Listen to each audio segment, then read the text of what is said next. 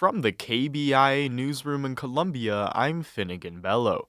A researcher who studied the case of a Missouri man scheduled to be executed on October 14th says a majority of Missourians oppose putting him to death.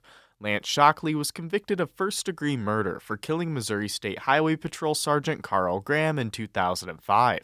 The jury in the case deadlocked between the death sentence and life in prison without parole.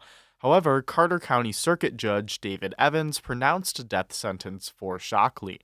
University of Southern California psychology professor Nicholas Skewerich conducted a public opinion survey, revealing that two-thirds of Missourians support clemency in Shockley's case. Even among people who support the death penalty in principle, a good deal of them favor clemency in this case. Shockley's representatives are still seeking clemency on procedural grounds and asking Governor Mike Kehoe for a stay of execution.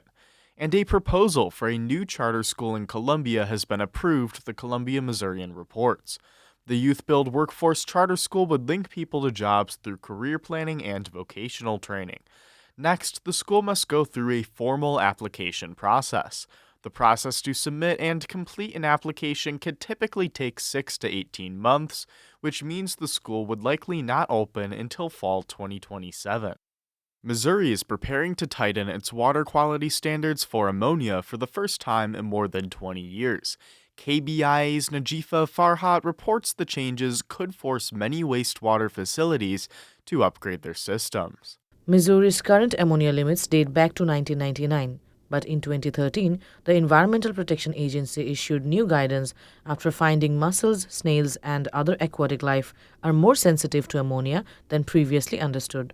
Missouri Department of Natural Resources Environmental Program Manager Mike Cruz says the new criteria would hit small, rural wastewater plants the hardest.